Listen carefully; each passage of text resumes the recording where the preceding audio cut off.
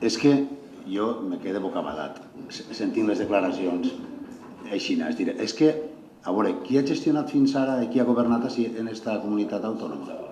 No, però és que, a part bromes, és que hem aplegat un moment que hi ha que prendre mesures dràstiques i tal, però mira, t'ho vaig a contar una anècdota, perquè és que, clar, com me toca de prop, quan governava Zaplana, així, el senyor Zaplana, la Comunitat Valenciana, després va ser ministre. Sabeu qui li va fer la campanya a Madrid, el senyor Zaplana? El Mundo, Pedro J. Ramírez. Jo he treballat 7 anys per al Mundo, televisió. Quina necessitat? I diu, no, és que han anat acumulant-se 1 milió per cada empleat, quasi. Però qui ha fet aquesta gestió?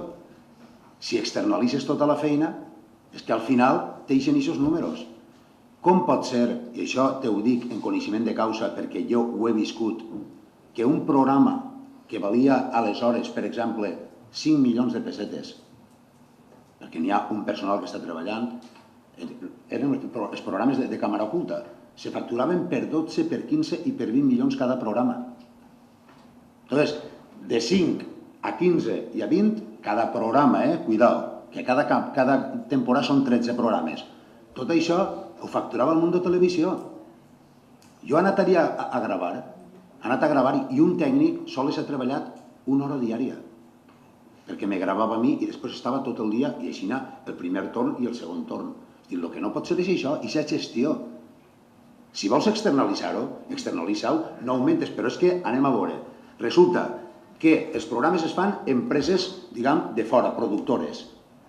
I clar, la va fer el Mundo Televisió i Zaplana, el Pedro J, li va dir a Pedro J, diu, mentre jo estigui governant, el Mundo Televisió tindrà 1 o 2 programes en Ràdio i Televisió Valenciana, com així n'era siguent.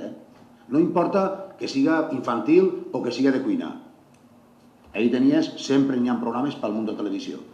Però és que resulta que, diguem, de 600 empleats a 1.900 els ha empleat el govern del Partit Popular en persones que ni acudien a treballar. Per això s'ha descapitalitzat. Afegim ja el viatge del papa, que resulta que és la primera vegada en la història de la radiotelevisió valenciana que una empresa cobra per adelantat una feina que té que fer. Quan ja porten 2 anys i mig sense pagar a cap estudi de doblatge i a les productores d'audiovisual. Home, però si són els mateixos, si el mateix govern, perquè el govern és el que injecta diners a Ràdio i Televisió Valenciana. És a dir, vosaltres externalitzeu i després fiqueu a gent, clar, i se crea un dèficit, clar, una oficina d'ocupació. Qui s'han portat aquests diners?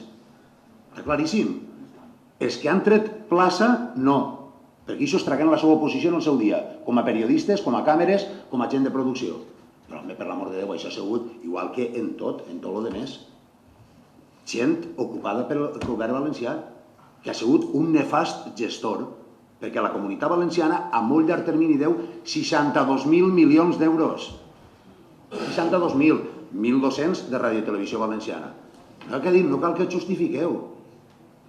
I ja pots apuntar la intervenció i pots llegir-ho, però que des de luego, no me vas a convèncer. No me vas a convèncer, és que penseu un poquet el que me vas a contestar, pensa-ho un poquet, perquè des de luego és rebatible. I m'agradaria que no fos rebatible, mira el que te dic, però desgraciadament és així. I ara els mateixos gestors continuem a treballar gestionant, jo ho he dit, Intereconomia i COPE, recordeu-se. Gràcies.